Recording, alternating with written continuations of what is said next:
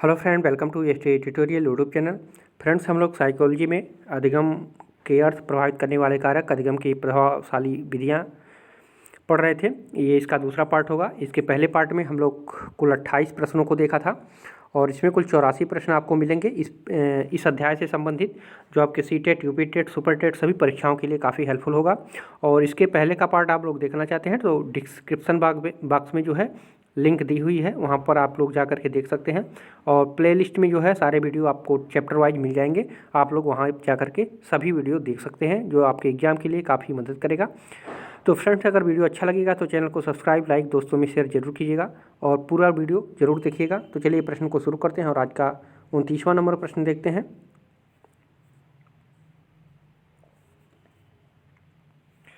29वां number है। हम लोग पहले पार्ट में 28 प्रश्न किए थे, डिस्क्रिप्शन बॉक्स में लिंक दी हुई है, वहाँ पर आप लोग देख सकते हैं।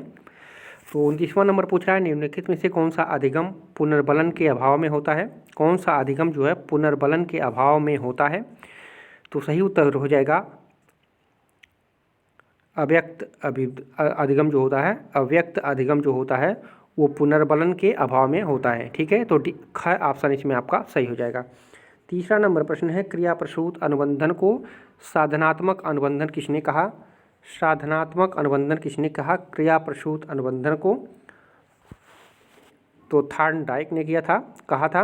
और क्रिया प्रसूत अनुबंधन सिद्धांत किसने दिया था? तो स्किनर ने दिया था। और इसको साधनात्मक अनुबंधन कहा था थॉर्नडाइक महोदय ने। ठीक है, थॉर्नडाइक नहीं कहा था, सॉरी, ये गलत है आंसर। ये कहा था हिलगार्ड व मार्क्विस। ठीक है, ग ऑप्शन सही होगा। इसमें थोड़ा सा करेक्शन कर लीजिएगा, आंसर में हिलगार्ड व मार्क्विस ने कहा था। ठीक है, तो ग ऑप्शन सही होगा। 31 नंबर प्रश्न है, उन सभी प्रकार के अधिगमों को साधनात्मक अनुबंधन माना जाता है जिसमें प्राणी प्रयोगकर्ता द्वारा निर्धारित किसी अनुक्रिया को करने के बाद ही पुरस्कार प्राप्त कर सकता है। यह किसने कहा था? तो ये कहा था डी अमेटो ने। ठीक है, डी अमेटो ने कहा था, ये परिभाषा दिया था। और क्रिया प्रसूत अनुबंधन सिद्धांत को साधनात्मक अनुबंधन कहा था किसने? हिलगार्ड और मार्क्विस ने। तो दोनों क्वेश्चन को आप लोग याद रखिएगा और ये परिभाषा सीटेट की परीक्षा में पूछा जा चुका है। ठीक है, तो इसको भी आप लोग ध्यान में जरूर रखिएगा। 32 नंबर प्रश्न है, प्रतिस्थानिक पुनर्बलन किससे संबंधित है? प्रतिस्थानिक पुनर्बलन किससे संबंधित है, इसमें पूछा जा रहा है। तो ये बंडोरा ने दिया था। ठीक है, बंडोरा ने दिया था प्रतिस्थानिक पुनर्बलन। ठीक है। 33 नंबर प्रश्न है, भ्रामी अनुसरण सीखना। ठीक है, किस तरह का सीखना है? भ्रामी अनुसरण सीखना किस तरह का सीखना है, ये पूछ रहा है। तो ये गति सीखना, जो सीखना होता है, जो गति सीखना होता है, उसको भ्रामी अनुसरण सीखना के नाम से जाना जाता है। ठीक है, तो घ ऑप्शन आपका सही हो जाएगा।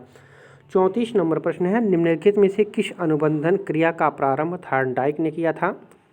अनुबंधन प्रक्रिया का प्रारंभ थॉर्नडाइक ने किया था। तो थॉर्नडाइक द्वारा कौन सा दिया गया था? तो पुरस्कार नैमित्तिक अनुबंधन जो है वो थॉर्नडाइक महोदय द्वारा दिया गया था। ठीक है, पुरस्कार नैमित्तिक अनुबंधन का सिद्धांत ये यूपी टेट में पूछ चुका है। ठीक है, कि पुरस्कार नैमित्तिक अनुबंधन का सिद्धांत किसके द्वारा है? तो ये थॉर्नडाइक द्वारा है। ठीक है, तो इम्पॉर्टेंट है, इसको आप लोग याद रखिएगा।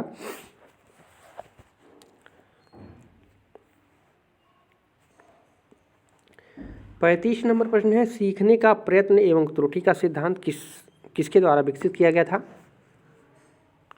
तो सीखने का प्रयत्न एवं त्रुटि का सिद्धांत किसके द्वारा दिया गया था? तो ये भी थॉर्नडाइक के द्वारा ही दिया गया था। ठीक है, तो ग ऑप्शन आपका इसमें सही हो जाएगा। 36 नंबर प्रश्न है, कोई भी उद्दीपक घटना जो एक प्रतिक्रिया के घटित होने की संभावना को बढ़ा देती है उसे कहते हैं। तो उसे क्या कहते हैं? तो नैमित्तिक अनुबंधन कहते हैं। और नैमित्तिक अनुबंधन को किसने दिया था? तो ये दिया था थॉर्नडाइक ने। ठीक है, तो याद रखिएगा। ठीक है, थॉर्नडाइक महोदय ने दिया था। 37 नंबर प्रश्न है, पशुओं में किस अधिगम की प्रमुखता रहती है? पशुओं में किस अधिगम की प्रमुखता रहती है? तो सही उत्तर हो जाएगा गत्यात्मक अधिगम की। ठीक है, गत्यात्मक अधिगम की पशुओं में अधिकता रहती है। ठीक है, 38 नंबर प्रश्न है, अधिगम के संज्ञानात्मक मानचित्र का अभिग्रह किसके द्वारा प्रस्तुत किया गया? अधिगम में जो है संज्ञानात्मक मानचित्र का अभिग्रह किसके द्वारा प्रस्तुत किया गया था? तो ये टालमैन द्वारा प्रस्तुत किया गया था। ठीक है, टालमैन ने दिया था अधिगम में संज्ञानात्मक मानचित्र का अभिग्रह। ठीक है। 39 नंबर प्रश्न है, किस विकल्प में दोनों क्रियाएं सही क्रम में हैं? अनुसरण परिपक्वता में, परिपक्वता अधिगम में, प्रशिक्षण परिपक्वता में, अधिगम परिपक्वता में। तो ये सही उत्तर हो जाएगा परिपक्वता व अधिगम में। ठीक है, ये दोनों सही क्रियाएं होती हैं। ठीक है। 40 नंबर प्रश्न है, अधिगम परिवर्तन है। तो अधिगम परिवर्तन है, किसका परिवर्तन है? व्यवहार में परिवर्तन। सीखना व्यवहार में परिवर्तन है। ठीक है, एक परिभाषा भी दिया गया है। ठीक है। 41 नंबर प्रश्न है, सीखना का तात्पर्य पूर्व अनुभव या अभ्यास के फलस्वरूप व्यवहार में होने वाले अपेक्षाकृत अस्थायी परिवर्तन से है। यह कथन, यह परिभाषा किसकी है? तो ये परिभाषा है मॉर्गन एवं किंग का। ठीक है, मॉर्गन एवं किंग का। तो इम्पॉर्टेंट है, इसको याद रखिएगा, मॉर्गन एवं किंग का ये परिभाषा है।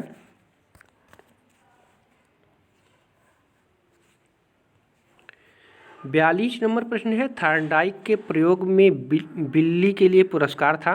जो थॉर्नडाइक ने अपना बिल्ली को जो है प्रयोग किया था बिल्ली पर, तो उसका पुरस्कार क्या था? तो उसका पुरस्कार था भोजन का। ठीक है, तो ए ऑप्शन आपका सही हो जाएगा, क ऑप्शन सही होगा। 43 नंबर प्रश्न है, उपयोग का नियम और अनुपयोग का नियम थॉर्नडाइक के किस नियम के उपनियम कहे जाते हैं? थॉर्नडाइक के किस नियम के उपनियम हैं? उपयोग और अनुपयोग के नियम। तो थॉर्नडाइक के अभ्यास का नियम जो है, थॉर्नडाइक का अभ्यास का नियम जो है, उसका ये उपनियम है, उपयोग का नियम और अनुपयोग का नियम। ठीक है, तो इम्पॉर्टेंट है, बहुत ही इम्पॉर्टेंट क्वेश्चन है, इसको आप लोग तैयार रखिएगा। 44 नंबर प्रश्न है, कोहलर ने अपना प्रसिद्ध प्रयोग किस पर किया था? तो कोहलर ने अपना प्रसिद्ध प्रयोग किया था वनमानुष पर। ठीक है, तो ख ऑप्शन आपका इसमें सही हो जाएगा। 45 नंबर प्रश्न है, यस टाइप का अधिगम किस अनुबंधन में होता है? यस टाइप का अनुबंधन किस अधिगम में होता है? तो ये होता है प्राचीन अनुबंधन में। ठीक है, प्राचीन में जो है यस टाइप का अधिगम होता है। ठीक है। 46 नंबर प्रश्न है, 46 नंबर है, अनुबंधन के संदर्भ में निम्नलिखित में से कौन सा पद बेमेल है, मतलब गलत है, बिना। तो सही उत्तर हो जाएगा आपका बाह्य कारण।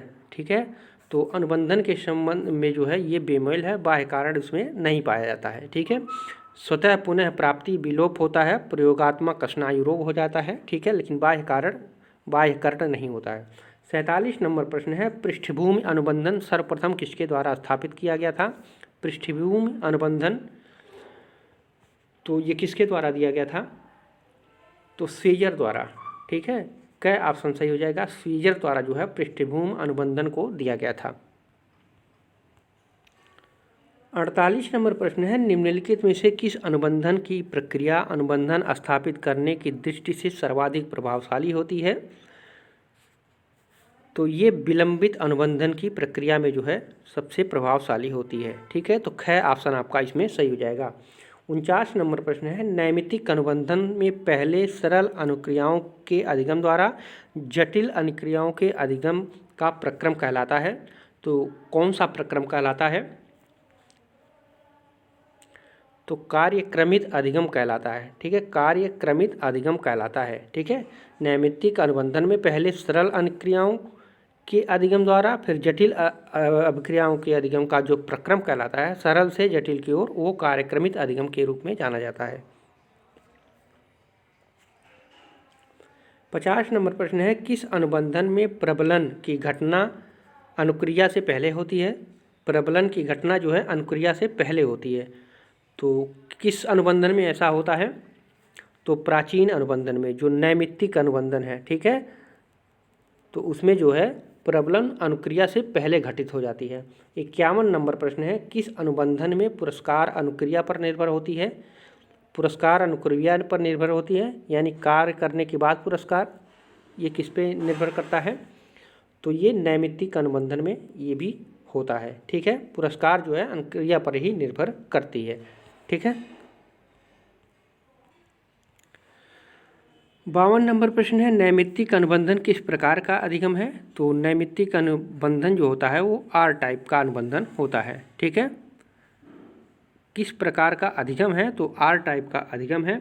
ठीक है, और जो यस टाइप होता है ये प्राचीन अनुबंधन से होता है। ठीक है, ये क्या है? ये प्राचीन अनुबंधन से है। ठीक है, और 53 नंबर क्वेश्चन है, नैमित्तिक अनुबंधन को यह भी कहा जाता है। तो नैमित्तिक अनुबंधन को और क्या कहा जाता है? तो क्रिया प्रसूत अनुबंधन के नाम से जाना जाता है, टाई फार अनुबंधन के नाम से भी जाना जाता है, और स्केनेरियन अनुबंधन के नाम से भी जाना जाता है। ठीक है, तो उपरोक्त तो सभी सही हो जाएगा। इसके तीनों नामों से जाना जाता है नैमित्तिक अनुबंधन को। ठीक है, तो आपका घ ऑप्शन सही हो जाएगा। 54 नंबर प्रश्न है, 54 नंबर प्रश्न है, जब किसी अधिगम सामग्री का अधिगम व्यक्ति अपनी इच्छा या किसी उद्देश्य से करता है तो वह अधिगम कहलाता है। तो वो कौन सा अधिगम कहलाता है? तो अभिप्राय या सीखना अधिगम कहलाता है। ठीक है, तो क ऑप्शन इसमें आपका सही हो जाएगा।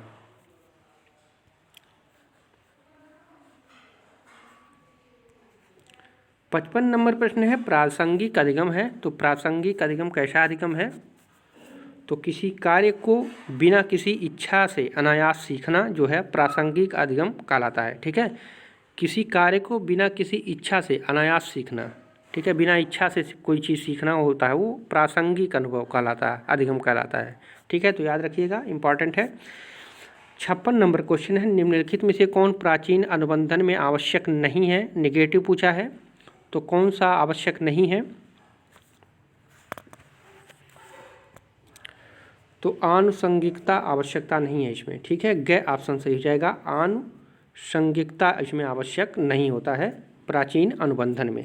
ठीक है, तो फ्रेंड्स हम लोग दूसरा पार्ट सॉल्व किए। इसमें यहाँ तक हम लोग 56 क्वेश्चन को देखें, एक पार्ट इससे संबंधित और आएगा। ठीक है, तो कंप्लीट हम लोग 84 क्वेश्चन को सॉल्व कर लेंगे। ठीक है, और इसके पहले का पार्ट आप लोग डिस्क्रिप्शन बॉक्स में जा करके ज़रूर देखिएगा, ताकि आप लोग इस चैप्टर से जितने भी संभावित प्रश्न बन सकते हैं, बनाए जाते हैं, सभी प्रश्न आपको यहाँ पे मिल जाएंगे। ठीक है, पूरा वीडियो देखने के लिए आप सभी को धन्यवाद।